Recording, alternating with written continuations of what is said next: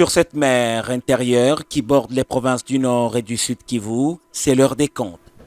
Les bateaux a coulé, mais les vérités doivent remonter à la surface. Les premières informations parlaient d'une trentaine de vies fauchées.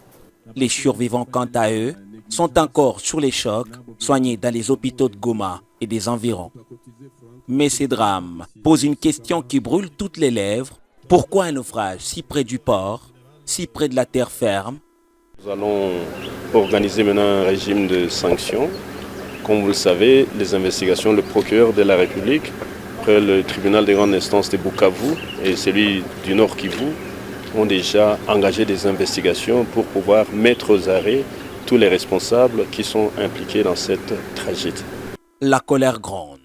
Les autorités provinciales du Nord et du Sud Kivu, aux côtés de la ministre des Affaires sociales Nathalie Aziza Mounana, promettent une réponse rapide. Les rescapés sont pris en charge, les corps des victimes identifiés, mais la douleur des familles ne s'efface pas. Pour elles, la justice ne se résume pas aux mots, elle doit se traduire en actes. Nous allons d'abord commencer une session d'identification des victimes, ça a commencé. Nous avons déjà eu une idée approximative du nombre de corps disponibles, c'est environ 28 corps.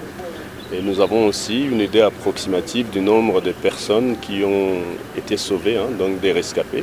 Nous allons payer les cercueils d'abord. Nous allons organiser que nos frères et sœurs soient enterrés dans des conditions dignes et acceptables. Après avoir payé les cercueils, nous allons, sous l'autorité de la ministre des Affaires sociales et Action humanitaire, avec les contributions de nos deux provinces, nous allons mobiliser des moyens pour donner de quoi manger, pour prendre les soins médicaux de nos victimes. Au-delà des chiffres, ce sont des vies brisées qui se trouvent derrière chaque nom. À l'hôpital Kieshero à Goma, 76 rescapés sont soignés. Parmi eux, 2 femmes enceintes miraculeusement sauvées, mais 6 corps ont été retrouvés sans vie, dont la tentative de réanimation a échoué. Au total, durant l'étape de réception des cas, nous avons reçu 76 cas. Parmi les 76, nous avons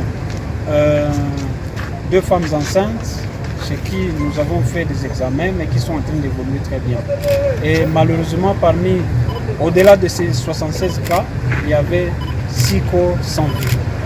Et parmi les 6 corps sans vie, nous avons tenté de réanimer un, mais ça n'a pas pu marcher. Mais parmi les 6 corps-là, ce sont des femmes malheureusement.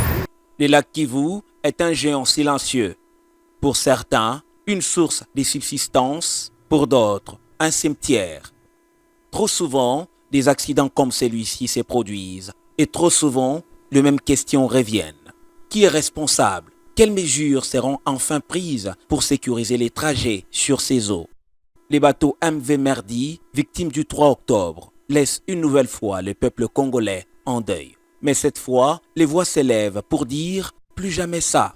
Les enquêtes sont en cours et les responsables devront répondre devant la justice. Les autorités locales et nationales sont désormais sous la pression pour que ces drames soient les derniers sur les lacs Kivu.